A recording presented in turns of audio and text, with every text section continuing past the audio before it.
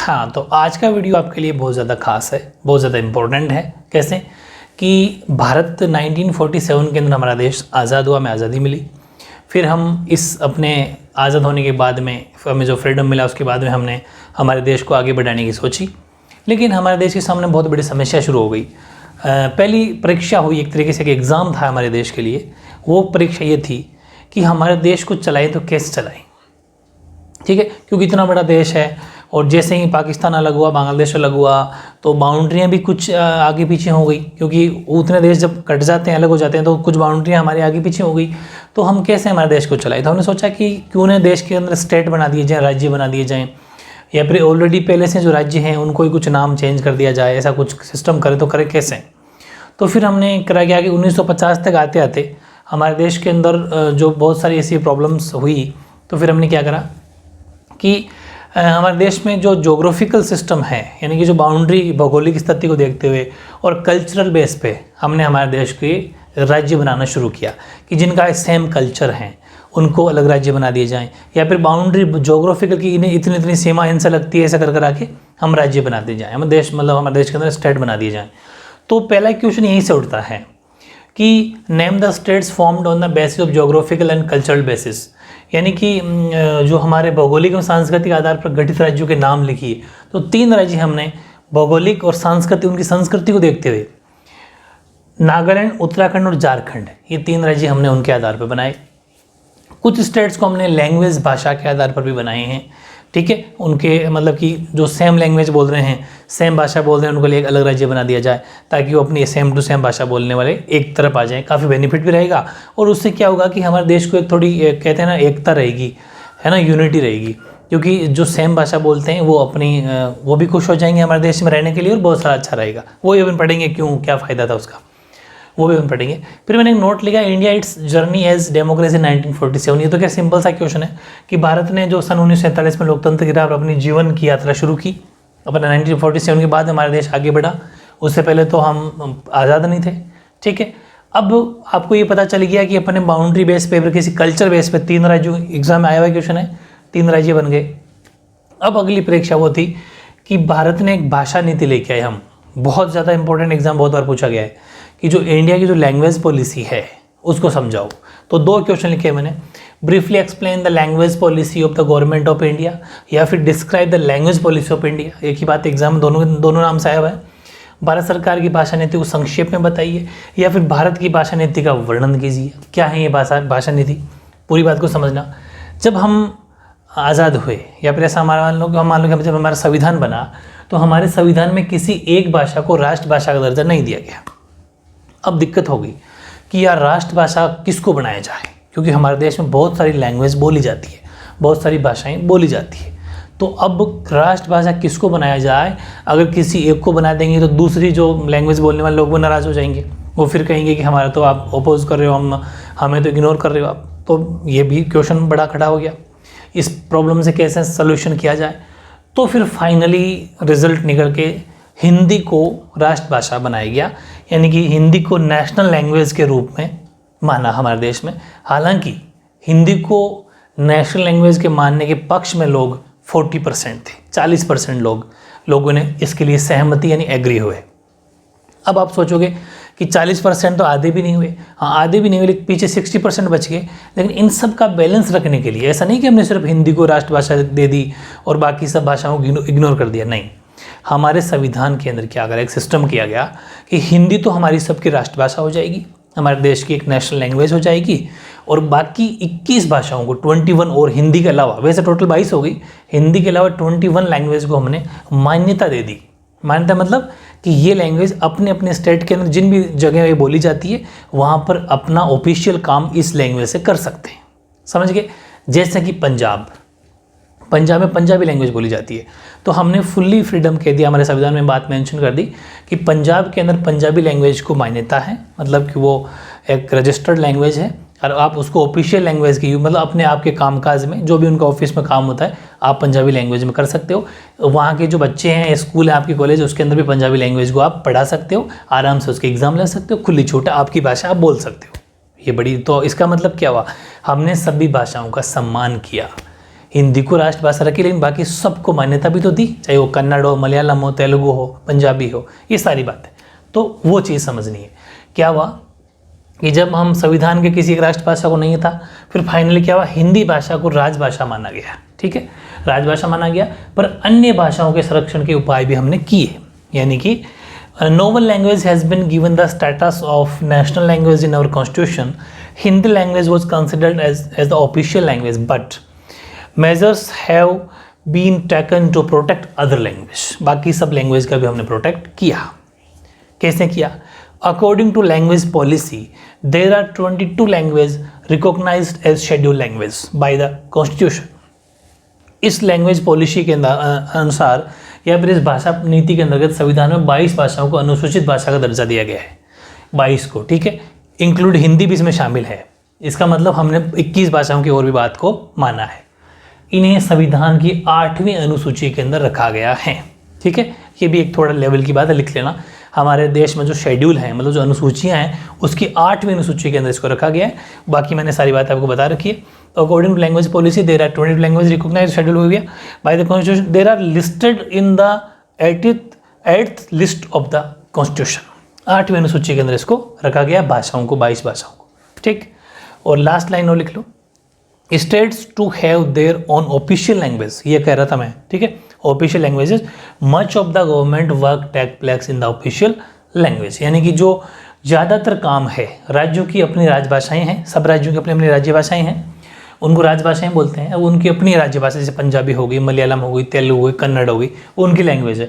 राज्यों का अपना अधिकांश काम अपनी राजभाषाओं में होता है। वो अपना, उनको छूट है कि आप अपनी भाषा को, उनकी मान्यता है, रजिस्टर्ड लैंग्वेज है वो, तो आप अपनी लैंग्वेज अपना ऑफिशियल काम कर सकते हो। समझ में आ गई? ये बहुत इंपॉर्टेंट चीज़ थी। अब 8वां क्वेश्चन फिर एक आता है कि हमने ये 3 स्टेट का तो ऐसा कर दिया कि उनके जो कल्चर के हिसाब से हमने उनका डिवीज़न कर दिया, राज्य बना दिए। भाषा के आधार पर जो हमने राज्य बनाए, तो भाषा के आधार पर राज्यों का गठन क्यों किया? क्वेश्चन आता है कि क्यों किया, और किया तो इसके लाभ क्या, बेनिफिट्स क्या है। यानी कि why were linguistic states formed, या फिर स्टेट इट्स बेनिफिट्स, दोनों ही बातें बतानी है। तो देखो, पहले ये समझो कि linguistic states were formed in India to ensure that people speaking one language migrate to one state. एक ही भाषा बोलने वाले लोग एक राज्य में आ जाए, ये हम चाहते थे। यानी कि भारत में भाषाई राज्यों का गठन ये सुनिश्चित करने के लिए, पक्का करने के लिए किया गया कि एक भाषा बोलने वाले लोग एक राज्य में आ जाए। एक बात तो ये। अब ये तो अपन ने इस वाई का आंसर दे दिया कि क्यों किया, तो हमने ये कहा कि सभी एक भाषा बोलने वाले एक राज्य में आ जाए, ताकि वहाँ का जो कामकाज है वो इजीली हो सके, लोग आपस में अपने आप को, एक दूसरे को इजीली समझ सके, और बहुत हेल्प रहती है। अलग अलग भाषाएं जब एक ही जगह रहती है तो बहुत मुश्किल पैदा होती है। एक बात तो ये। अब इसके बेनिफिट देखते हैं क्या क्या बेनिफिट है। कि benefits of linguistic states, first, the country has become more integrated and strong due to the formation of language wise state. ठीक है, यानी कि जो हमारा देश है, भाषावार राज्य बनाने से देश अधिक एकत्रित एवं मजबूत होता है। कैसे? लोग भी खुश होते हैं कि हम सेम बोली वाले, मतलब उनको अपनापन आता है, तो अच्छी बात है। हमारा एक राज्य का डेवलपमेंट होगा, अलग अलग ऐसे सभी राज्यों में डेवलपमेंट हो जाएगा, विकास होगा उसका, अच्छी बात है। इकट्ठा हो रहेंगे, एकजुटता आएगी, एकता आएगी। दूसरा, इससे प्रशासन भी पहले की अपेक्षा कहीं अधिक सुविधाजनक हो गया, ये कहना चाह रहा था मैं। एडमिनिस्ट्रेशन, यानी कि due to this administration has also become more convenient than before. तो ये इससे और ज़्यादा सुविधाजनक क्यों हो गया? जैसे कि आप एक बात सोचो, एक ऑफिस है, उसमें जितने भी अफसर है और नीचे कर्मचारी ये काम करने वाले, उन सबको सेम टू सेम लैंग्वेज आती है। और वहाँ पर जैसे कोई गांव के अंदर ऑफिस है और गांव के लोग आए, उन्होंने अपनी लैंग्वेज बोली, ऑफिस वाले तुरंत समझ गए, क्योंकि वो सेम टू सेम बोली बोलते हैं। जो उनके गांव के लोग बोलते हैं वो अफसर बोलते हैं, इजीली समझ गए। लेकिन वहीं पर हिंदी भाषा बोलने वाले अफसर, या फिर ऐसा मान लो कि अफसरों को आती है कन्नड़, वो हिंदी नहीं समझते या हिंदी नहीं बोल सकते, और सामने कोई किसान आके आ गया प्रॉब्लम लेके, जिसको हिंदी आती है, कन्नड़ नहीं आती, अब क्या होगा? एक दूसरे को अंडरस्टैंडिंग के लिए बहुत इशू हो जाएगा। ऐसे अलग अलग लैंग्वेज लोग आने लग जाएंगे तो आप कितनी भाषाएं सीखोगे? हर कोई इतनी लैंग्वेज नहीं सीख पाता। इसलिए सेम लैंग्वेज होने से एडमिनिस्ट्रेशन ईजी रहता है, ताकि एक दूसरे को समझ सके। ठीक है, ये हेल्प रहती है। और लास्ट 9वां क्वेश्चन एक और लिया अपन ने, वो है कि संघवाद को मजबूत करने के लिए, जो आपकी बुक में सीधे सीधे हेडिंग है, केंद्रीय राज्य संबंधों का पुनर्गठन कैसे किया गया। ठीक है, केंद्र और राज्यों का जो रिलेशन आपस में, उनका पुनर्गठन क्यों किया गया, हाउ या कैसे किया गया, हाउ हैव द सेंट्रल और state relation been restricted to strength federalism. Answer है restricting the central state relation is a way in which federalism has been strength in practice, यानी कि जो हमारा केंद्र राज्य संबंधों का पुनर्गठन एक ऐसा कार्य है जिसमें व्यवहार में संघवाद को और मजबूत किया जा सकता है। कैसे? अपन ने पढ़ा फेडरलिज्म, संघवाद, संघवाद का मतलब जिसमें केंद्र और राज्य यानी कि सेंटर और स्टेट दोनों मिल के काम करते हैं। अगर इनके रिलेशन अच्छे होंगे तो क्या होगा, संघवाद एंड फेडरलिज्म और मजबूत होगा। अभी तो मैंने शुरुआत करी है, इसके अंदर और भी आंसर अपन को लिखना है।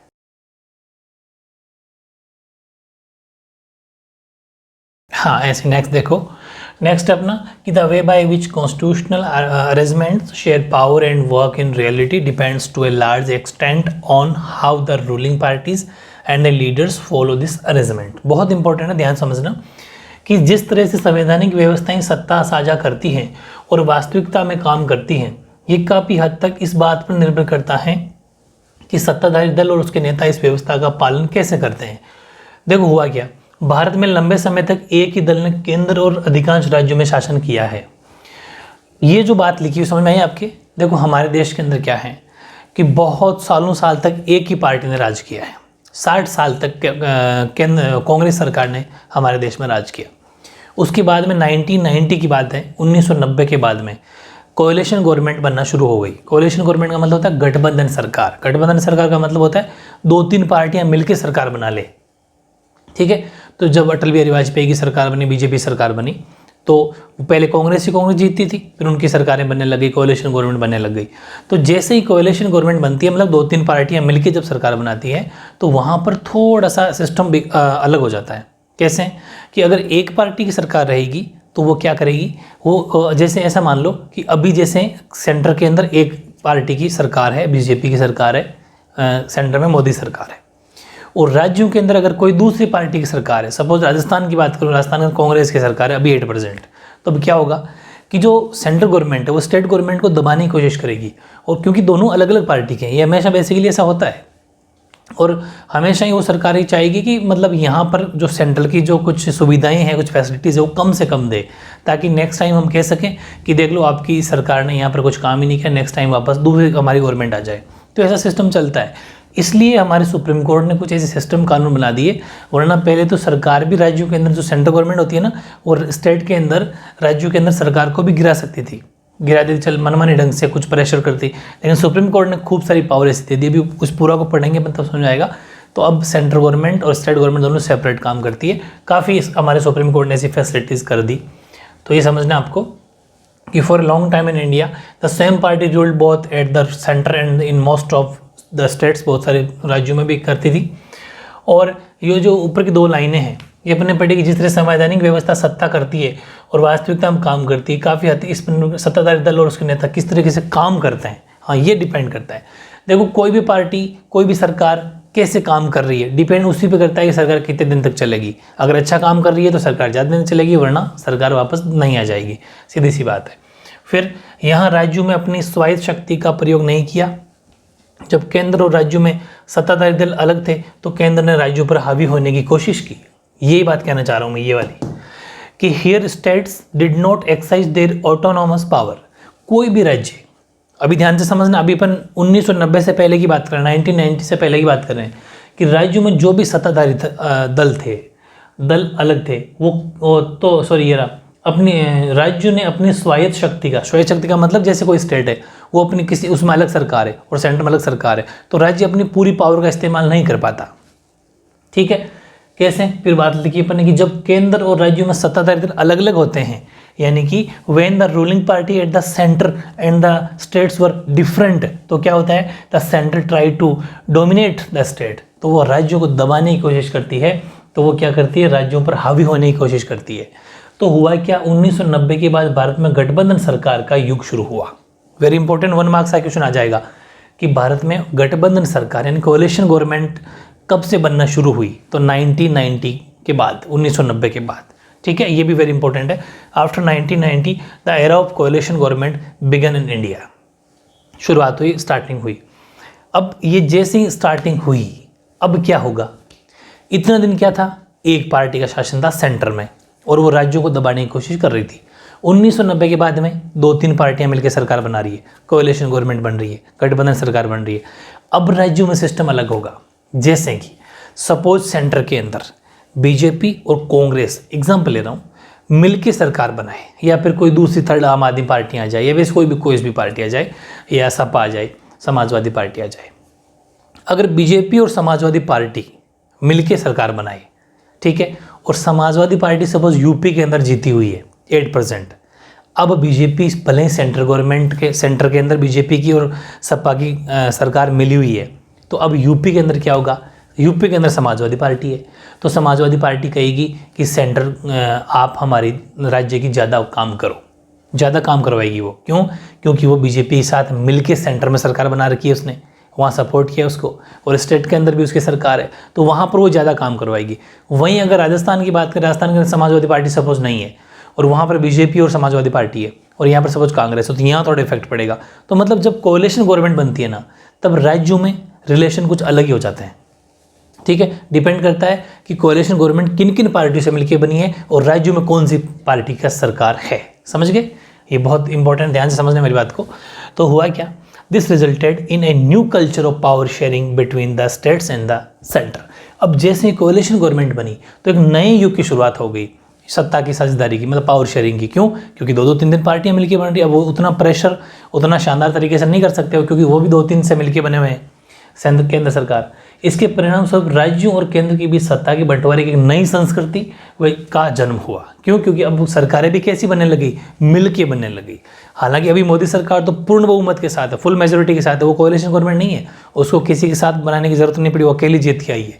तो वो हमेशा ही राज्यों पर हावी होने की कोशिश करती है, ठीक है, ऐसा है। लेकिन सर्वोच्च न्यायालय ने राज्य सरकारों की स्वायत्ता को अधिकृत किया और केंद्र सरकार के लिए राज्य सरकारों को मनमाने ढंग से बर्खास्त करना मुश्किल बना दिया।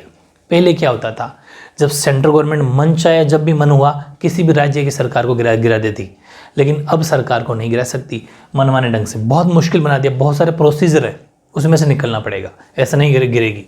The Supreme Court authorise the autonomy of the state governments, वो स्टेट गवर्नमेंट्स पूरा कर लिख लेना, and made in it different for the central government to dismiss state governments in an arbitrary manner. Thus, federal power sharing become more effective than it was before. यानी कि अतः इस प्रकार संघीय सत्ता का बंटवारा पहले की तुलना में और ज़्यादा मजबूत हुआ है या फिर प्रभावी हुआ है, ठीक है। तो काफ़ी इंपॉर्टेंट क्वेश्चन है ये, अच्छे से समझते हुए करना और नॉलेज भी बढ़ेगा इससे, ठीक है। नेक्स्ट क्वेश्चन लेते हैं 10वां, explain the steps taken by the government, very important, बहुत बार पूछा गया क्वेश्चन है, ठीक है। Explain the steps taken by the government of which of India is 1992 to make the third tier of the democratic system more powerful. ध्यान से समझना, क्वेश्चन में आपको 1992 जब दिख जाए वहाँ पर सब आंसर ये लिखना है। इस क्वेश्चन को बहुत बार घुमा के पूछा गया है, ठीक है। तो लैंग्वेज की टेंशन मत लेना, ये यूँ कहना चाह रहा है कि लोकतांत्रिक व्यवस्था का जो तीसरा स्तर है, तीसरे स्तर को अधिक शक्तिशाली बनाने के लिए भारत सरकार द्वारा 1992 में जो कदम उठाए गए हैं वो कौन कौन से कदम है, ठीक है। बहुत इंपॉर्टेंट क्वेश्चन है। आंसर की शुरुआत ऐसे करनी है कि लोकतांत्रिक व्यवस्था के तीसरे स्तर को अधिक मजबूत शक्तिशाली बनाने के लिए भारत सरकार द्वारा 1992 में निम्नलिखित कदम उठाए गए। वो तो आप जानते हुए, तो क्वेश्चन की लैंग्वेज है, यानी कि the steps taken by the government of India in 1992 to make the third tier of the democratic system more powerful are following. कौन कौन से हैं? फर्स्ट, यहाँ से शुरुआत होती है। फर्स्ट है, now it is constitutionally mandatory to hold regular election to local government bodies. अच्छा, मैं एक बात तो बताई नहीं मैंने आपको, ये तीसरी जो स्तर है वो होता क्या है? पहला स्तर कौन सा? केंद्र सरकार, सेंट्रल गवर्नमेंट। दूसरा सेकंड टायर या सेकंड लेवल कौन सा? दूसरा स्तर कौन सा? राज्य सरकार। तीसरा स्तर कौन सा? राज्यों के नीचे जो लोकल गवर्नमेंट होती है, स्थानीय सरकारें होती है, जैसे ये शहरों में तो हो जाएगी नगर निगम वगैरह, ये गाँव में हो जाएगी पंचायती वाली। आपके भी आसपास में आप जहाँ रहते हो वहाँ जैसे पार्षद जीतते होंगे, पार्षद के ऊपर मेयर जीतते होंगे, या फिर आप ग्रामीण क्षेत्र में रहते हो तो वहाँ पर सरपंच होते होंगे, पंचायत समिति सदस्य होते होंगे, प्रधान होते होंगे, ठीक है। वो वाली सरकार, नीचे पंचायतों वाली सरकार, उसे बोलते हैं तीसरा से आधार, पंचायतों वाला। और वहाँ पर भी सिस्टम कर दिया कि हर 5 साल में वहाँ पर इलेक्शन होंगे, बिल्कुल टाइम टू टाइम इलेक्शन होंगे। ST SC OBC सबका अलग अलग सिस्टम, जो भी पिछड़ी जातियाँ हैं, जनजाति है, उनको बराबर रिप्रेजेंटेटिव उनका होगा, प्रतिनिधित्व मिलेगा। ये सारी बातें बहुत खास है, ध्यान समझना है ना। तो कौन कौन से कदम उठाए? पहला कदम ये उठाया कि अब स्थानीय स्वशासित निकायों के चुनाव नियमित रूप से कराना संवैधानिक बाध्यता है। पहले क्या होता था, जब 1992 से पहले सरकार क्या करती थी, गाँव के अंदर इलेक्शन जब मन होता तब तो करवाती, वरना नहीं करवाती। अपना मन होता उस टाइम करवा लेती, वरना नहीं। 5 साल 10 साल ऐसे ही शहरों में होता। मतलब छोटे लेवल के इलेक्शन करवाना मतलब ही नहीं समझती। जब तक छोटे इलेक्शन नहीं आके उठ के बाहर आएंगे, जब तक अपन एक साथ होकर लड़ नहीं सकते सरकार से। जैसे कि एक सरपंच है, सरपंच 4-5 गाँव का सरपंच होता है, तो वहाँ पर जितनी भी समस्या है, हम सरपंच साहब से तो मिलेंगे, अपन सीधे प्रधानमंत्री से थोड़ी जाके मिल सकते हैं, या फिर कोई MLA से थोड़ी जाके मिल सकते हैं। वहाँ गांव वाले लोग सरपंच से मिलेंगे, सरपंच फिर आगे MLA से कांटेक्ट करेंगे, या फिर प्रधान से कांटेक्ट करेंगे, प्रधान फिर आगे MLA से कांटेक्ट करेंगे, और आगे से आगे बात पहुँचेगी। जब नीचे इलेक्शन नहीं कराओगे तो फिर वो बंदे जीत के जाएंगे कहाँ, और हम प्रॉब्लम लेके जाएंगे कहाँ? तो सरकारें फिर अपनी मौज कर लेगी, वो वाली चीज़ है। ऐसे शहरों में जो पार्षद होते हैं, तो सिटीज़ वाले लोग पार्षद के पास जाएंगे, पार्षद मेयर से आगे, MLA से आगे, जो बात पहुँचेगी, ये ज़रूरी है। तो हुआ क्या, पहला कदम यही था कि अब इन्होंने कह दिया कि 1992 के बाद में कि आपको इलेक्शन कराना ही कराना पड़ेगा आफ्टर 5 ईयर्स, 5 साल के बाद में कराना ही पड़ेगा, मैंडेटरी है। ठीक है, संविधान में लिख दी बात। तो क्या हो गया, now it is constitutional mandatory to hold regular election to local government bodies. बहुत बड़ी चीज़। दूसरी क्या करी, निर्वाचित स्वशासी निकायों के सदस्य तथा जो पदाधिकारी होते हैं, उनके पदों में अनुसूचित जातियों, अनुसूचित जनजातियों और जो पिछड़ी जातियां हैं, उनके लिए सीटें आरक्षित रहेगी। जैसे कि पूरा इंग्लिश बोल दूं फिर समझाऊंगा। State are reserve in the elected bodies and the executive heads of these institutions for the scheduled caste, scheduled tribes and other backward classes। जैसे कि होता क्या है कि जो ये बड़ी जाति के लोग होते हैं, ठीक है, बड़ी जातियों के लोग क्या करते हैं, शुरू से करते आ रहे हैं, वो क्या करते हैं कि छोटी जातियों के जो लोग होते हैं उनको दबा लिया जाता है। उनको पहले की बात है, अब तो रिजर्वेशन मिलता है इनको, तो पहले उनको दबा लिया जाता था और उनको पर्याप्त रिप्रेजेंटेटिव नहीं मिलता। बड़ी बड़ी जातियाँ खुद खड़ी होती, उनके बंदे खड़े होते और वही जीत जाते। लेकिन अब ये सिस्टम कर दिया कि जिस इलाके में ST SC के लोग रहते हों, उनका पर्याप्त, वहाँ से उन्हीं की सीट होगी। अब फिक्स कर दिया कि वहाँ से कोई जनरल या OBC का बंदा खड़ा ही नहीं हो सकता इलेक्शन में, वहाँ पर सिर्फ ST SC का ही खड़ा होगा, मतलब चुनाव लड़ेगा। तो सीधी सी बात, ऑटोमेटिक उनकी सीटें आ गई। या फिर ये मान लो कि ऐसा मान लो कि 1/3 33% उनकी फिक्स कर दी, 30% वो अलग अलग सिस्टम से अलग अलग जगह के हिसाब से कर दी जाती है। उनको रिजर्व कर दी सीटें कि यहाँ से यही सीट आएगी, तो कोई दूसरा बंदा जनरल OBC का या फिर अदर कास्ट का खड़ा ही नहीं हो सकता। इससे क्या होगा कि वो जो नीचे दबे हुए तबके हैं, छोटे मोटे वर्ग के लोग हैं, ऊपर आ जाएंगे। ये सही है, ये हो गया। और तीसरी बात ये, at least 1/3 of all position are reserve for women. और पंचायत नीचे चुनाव में क्या कर दिया, कम से कम 1/3 पद महिलाओं के लिए आरक्षित है, फिक्स 1/3। जैसे कि अगर 300 इलेक्शन होते हैं, 300 जने अगर जीत के आते हैं तो उनमें 1/3 महिलाएं होनी चाहिए, मतलब कि 100 महिलाएं होनी चाहिए। ये फिक्स है, होनी ही चाहिए। 100 महिलाओं को से ज़्यादा सीटें मिलेगी महिलाओं को, वो जीत के आनी चाहिए। आपने देखा भी होगा गाँव के अंदर सरपंच खड़े होता है, तो सरपंच की वहाँ पर टिकट तो जैसे कोई आदमी अपना प्रचार कर रहा होता है, लेकिन उनकी वाइफ को टिकट होती है, क्योंकि उसमें महिला सीट होती है। कहते हैं ना इस बार महिला सीट है। महिला सीट का मतलब है कि वो इस 1/3 वाले रिजर्वेशन का बेनिफिट वहाँ पर मिल रहा है। सिटीज़ में जैसे कोई पार्षद खड़ा होता है तो कहते हैं ना हमारे पास इस बार महिला है, इस बार पुरुष, क्योंकि महिला की सीट होती है वहाँ पर कि यहाँ महिलाएं खड़ी होगी, बस वहाँ पुरुष खड़ा हो ही नहीं सकता। तो 1/3 सीटें, ऐसा मान लो कि 300 में से 100 सीटें महिलाएं खड़ी होगी, बाकी 200 पे दोनों खड़े हो सकते हैं, वो छूट है। इस तरीके से ये सिस्टम क्या, अभी हालांकि पूरा नहीं हुआ है, 3 पॉइंट पढ़ने अपने, 2-3 पॉइंट और पढ़ेंगे।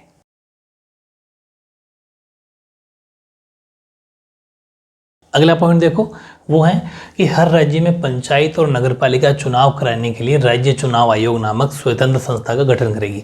देखो हर स्टेट के अंदर राज्य चुनाव आयोग स्वतंत्र संस्था है, समझ रहे हो, यानी कि independent body called the state election commission. ध्यान रखना, state election commission was formed to conduct panchayat and municipal election in every state. ये स्वतंत्र का मतलब समझ रहे हैं आप? इसका मतलब ये है कि हर राज्य में चुनाव होता है, और चुनाव करवाता कौन है? चुनाव करवाता है राज्य चुनाव आयोग। स्टेट की बात करें अपन, ये स्वतंत्र का मतलब क्या हुआ कि इसके ऊपर कोई भी राजनीतिक प्रेशर नहीं है, पॉलिटिकल कोई प्रेशर दबाव नहीं है इसके ऊपर।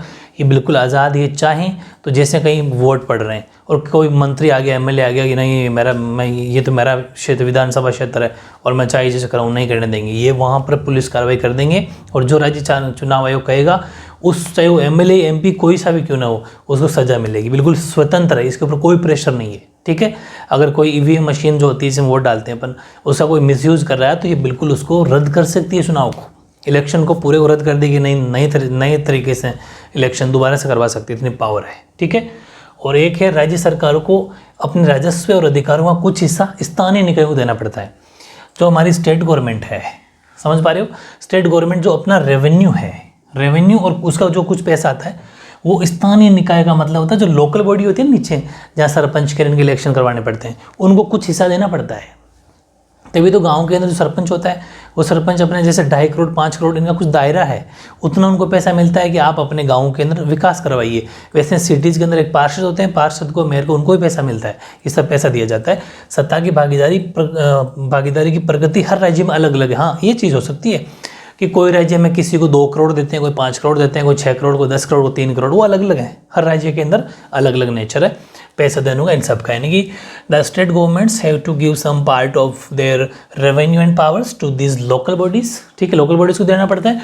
और ये जो नेचर है और power sharing varies from state to state, ये सब अलग अलग स्टेट के अंदर अलग अलग हो सकता है, इसका कोई प्रेशर नहीं है क्योंकि राज्य अपना स्टेट है।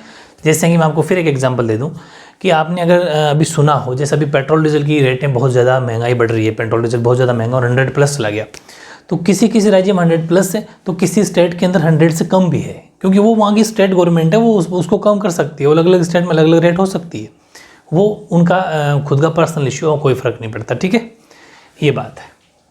अब लेते हैं बहुत टॉप लेवल का 11वां क्वेश्चन, वह सत्ता के विकेंद्रीकरण से आप क्या समझते हैं, या फिर सत्ता के विकेंद्रीकरण से क्या अभिप्राय है। विकेंद्रीकरण के पीछे, अच्छा, ये क्वेश्चन 2 से 3 बार बोर्ड के एग्जाम आया हुआ है, सीबीएसई के अंदर भी और वैसे भी। सत्ता के विकेंद्रीकरण से क्या अभिप्राय है और विकेंद्रीकरण के पीछे बुनियादी सोच क्या है भारत में, भारत में विकेंद्रीकरण के पीछे बुनियादी सोच क्या है।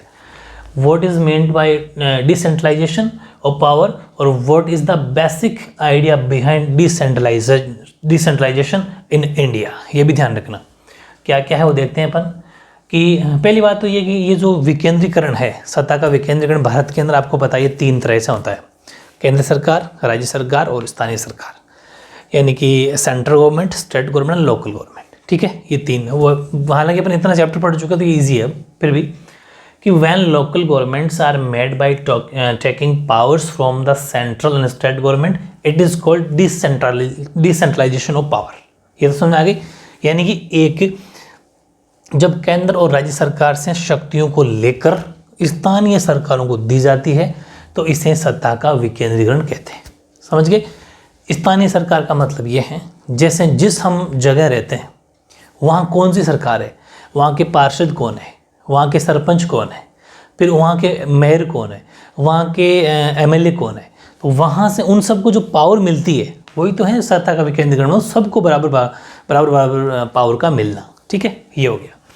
भारत में संघीय सत्ता की साझेदारी 3 स्तरों पर होती है, केंद्रीय सरकार, राज्य सरकार, स्थानीय सरकार, ठीक है, यानी कि the sharing of federal power in India has been done at 3 levels, central level, state level and local level, ठीक है। केंद्र सरकार हो जाएगी, राज्य सरकार हो जाएगी, नीचे जो लोकल बॉडियाँ होती है जो मैंने आपको सरपंच वगैरह बताई, ये सब हो जाएगी, पार्षद, मेयर, सब, ठीक है। अब है सबसे इम्पोर्टेंट क्वेश्चन जो अलग से भी आया है कि इसकी जो डिसेंट्रलाइजेशन, इसके पीछे क्या आइडिया क्या है, बेसिक आइडिया क्या है, मतलब जो बुनियादी सोच क्या है, ये क्यों किया जाता है। समझ पा रहे हो ना, ये क्वेश्चन बहुत इंपॉर्टेंट है कि जो ये सत्ता का विकेंद्रीकरण है इसके पीछे रीज़न क्या है, क्या सोच के, जैसे आप कोई काम करते हो तो फिर आपसे सामने कोई ये पूछे कि आपने ये काम क्या सोच के किया, या फिर इसका पर्पज क्या है, मेन पर्पज क्या है, वो चीज़ समझो। तो देखो, इसके पीछे बुनियादी सोच ये है कि अनेक मुद्दों एवं समस्याओं का समाधान स्थानीय स्तर पर ही अच्छे तरीके से हो सकता है। मैं बहुत अच्छा एग्जांपल देता हूँ। सपोज आपके कोई पहले गांव से शुरुआत करते हैं। आप कोई गांव में रहते हो, ठीक है। और गांव में क्या हुआ कि ऐसे ही जो खेत है आपके और एक पड़ोसी का खेत है, आपके और पड़ोसी के खेत में क्या हुआ कि वो छोटी मोटी कोई बात को लेके बहस हो गई और थोड़ा डिस्ट्रीब्यूट बढ़ गया, विवाद बढ़ गया। अब वो जो विवाद वहाँ बढ़ा, वो आप क्या करेंगे, आपके वहीं स्थानीय सरपंच साहब आ गए और 5 आदमी बैठ के समझौता कर लिया कि ठीक है यार ऐसा मत करो, एडजस्ट कर लो थोड़ा सा, आप अपना ही बात है, पड़ोसी हैं वगैरह, एडजस्ट हो गया। अगर वो सरपंच साहब नहीं होते वहाँ पर, तो क्या आप वहाँ से सीधा एमएलए के पास जाते, जो कि कहाँ तहसील के अंदर बैठते हैं, या फिर कहाँ सिटी अपने यहाँ जयपुर में बैठते हैं, राजस्थान की बात करूँ तो, मतलब अपने अपनी कैपिटल में जाके, राजधानी में जाके बैठते हैं, वहाँ थोड़ी पहुँच पाता है एक किसान आदमी, समझ पा रहे हो। इसलिए मतलब कुछ छोटे मोटे कुछ समस्याएं, मुद्दे वहीं सलटे जाते हैं। या फिर आपके गांव के अंदर सड़क नहीं बनी हुई, ठीक है, अब आपके गांव में सड़क बनना बहुत ज़रूरी है, तो सड़क बनाने के लिए कहाँ जाओगे आप, आपके सरपंच के पास। सरपंच ने कंप्लेन लिख दी कि हमारे गांव के अंदर यहाँ से लेकर यहाँ तक 3 किलोमीटर की सड़क बनाना बहुत ज़रूरी है, क्योंकि वहाँ पर कच्चा है, लोगों को आने जाने में बहुत ज़्यादा परेशानी होती है। वो अपने ऊपर जो प्रधान महोदय उनको दे देंगे, प्रधान महोदय आगे एमएलए साहब को दे देंगे और एमएलए साहब आगे से पास करवा के सड़क बनवा देंगे, ऐसे। इसलिए ये बहुत ज़्यादा हेल्पफुल है। ऐसा सिटीज़ में होता है, जो पार्षद होते हैं वो मेयर को, मेयर एमएलए को, ठीक है। यानी कि बहुत सारे समाधान हो जो स्थानीय स्तर पर ही अच्छे से हो जाते हैं, ठीक है। यानी कि many issues and problems can be solved in a good way only eight the local level, ठीक है। दूसरा पॉइंट, लोगों को अपने क्षेत्रों की समस्याओं की अच्छी समझ होती है। अब अपने गांव है तो आप अपने गांव का होगा सरपंच, क्योंकि वहीं का उन्हीं आदमी में से कोई एक सरपंच होता है, तो अपने गांव के बारे में उस सरपंच को बहुत ज़्यादा अच्छे से नॉलेज होगी कि मेरे लोग कैसे हैं, हमारे यहाँ किसकी समस्या है, वो बात हो गई, ठीक है। तो लोगों को इस बात की भी अच्छी जानकारी होती है। और दूसरी बात, हाँ, लोगों को इस बात की भी जानकारी होती है कि पैसा कहाँ खर्च किया जाए और चीज़ों का अधिक कुशलता से उपयोग कैसे किया जा सकता है, इस चीज़ का ही पता होता है। यानी कि people have a good understanding of the problems in their areas, अपने अपने एरिया में सब जानते हैं हमारी क्या प्रॉब्लम है। और people are also aware of where to spend money and how to use things more effectively या एफिशिएंटली, ठीक है। ये चीज़ बहुत इंपॉर्टेंट सी बात लिखी हुई है कि जैसे अपना गांव है या अपना शहर है, तो अपन को ये देख लिया कि भाई शहरों के अंदर कोई नालियाँ अगर साफ़ नहीं हो रही है या फिर कोई आवारा पशु कहीं घूम रहे हैं, तो ये हमें पता है जिस कॉलोनी में हम रहते हैं कि हाँ यहाँ पर ये प्रॉब्लम है, तो फिर हम वहाँ के पार्षद को कंप्लेन लिखा देंगे, तो ईजिली समस्या सॉल्व हो जाएगी, ठीक है। इसलिए बहुत ज़रूरी है। फिर एक बात और पढ़ते हैं आगे कि स्थानीय स्तर पर लोगों का नीतिगत फैसलों में सीधे भागीदार बनना भी संभव हो जाता है अगर लोकल लेवल पे इलेक्शन नहीं करवाओगे आप, ठीक है। तो अपन बात किसकी कर रहे हैं, तीसरे बात सत्ता के विकेंद्रीकरण की बात कर रहे हैं। तो ये जो नीचे लेवल की बात कर रहे हैं, लोकल लेवल की बात कर रहे हैं, अगर वहाँ से बंदा जीत के ऊपर नहीं आएगा, तो एक बात बताओ, जैसे अपन एक बात करते हैं एमएलए की, पूरी एक ऐसा मान लो तहसील पर एक एमएलए होता है, ठीक है। एक तहसील पर मेंबर ऑफ लेजिस्लेटिव असेंबली यानी एक विधायक होता है। अब उस तहसील में 10 लाख 20 लाख की पॉपुलेशन है। अब हर घर में तो वो नहीं पहुंच सकता ना, तो फिर उस एमएलए को कैसे पता चलेगा कि किस गांव में, किस शहर में वो फलां जगह है, कोई ऐसी कोई इशू, ऐसा कोई प्रॉब्लम चल रही है, उनको कुछ बताने वाला होना चाहिए। तो वो कौन बताएगा। अब जैसे एक गाँव है, उसके अंदर 5000 घर है, या फिर ऐसा मान लो कि 1000 घर है, 1000 घर है। अब 1000 घर सारे के सारे उठ के आएंगे क्या उन एमएलए साहब के पास, फिर तो वो एक गांव ही नहीं सलटेगा उनसे। इसलिए फिर 1000 घर के ऊपर एक सरपंच महोदय हो गए, एक जना 1000 का प्रतिनिधित्व कर लेगा, यानी रिप्रेजेंटेटिव कर लेगा, तो इजीली समाधान हो सकता है कि मेरे गांव में समस्या है, ठीक है। वरना तो एक साथ लोग आएंगे तो कैसे समाधान होगा। इसलिए स्थानीय लेवल पर जो नीतिगत फैसले होते हैं उनमें सीधा भागीदारी होगी, ठीक है। अपने हर आदमी पॉसिबल पहुँच पाएगा। इससे लोकतांत्रिक भागीदारी की आदत पड़ती है। स्थानीय सरकारों की स्थापना स्वशासन के लोकतांत्रिक सिद्धांत को वास्तविक बनाने का सबसे अच्छा तरीका है। हम हमारे देश में क्या चाहते हैं, शुरू से ही चाहते थे कि स्वशासन हो, खुद का शासन हो। खुद का शासन कब होगा, जब हम बिल्कुल गांव से लेके पूरे सिटी तक, शहरों तक के लोगों को शामिल करें हमारे पूरे राजनीति के अंदर, हमारी सरकारों के अंदर। तब पता चलेगा कि गाँव से लेकर शहरों तक का विकास हुआ है। हर जगह से एक एक बंदा आना चाहिए, ठीक है, ये चीज़ है। तो it also become possibles for people to direct participants in policy decision at the local level. This inculcates the habit of democratic participation, ठीक है। उनके लोगों की हैबिट हो जाएगी, डेमोक्रेटिक लोकतांत्रिक आदत पड़ जाएगी। और establishment of local governments is the best way to make the democratic principle of self government a reality, ठीक है। वास्तविक जो लोकतांत्रिक सिद्धांत है उसकी स्थापना करने में मदद मिलेगी। बहुत टॉप लेवल का क्वेश्चन है। 1-2 क्वेश्चन और आएगा, उसके बाद अपना छोटा सा चैप्टर, बहुत ही प्यारा चैप्टर कंप्लीट हो जाएगा। इन नोट्स को अगर अच्छे से पढ़ लिया तो सिंगल क्वेश्चन आपके बाहर नहीं जाने वाला। ठीक है।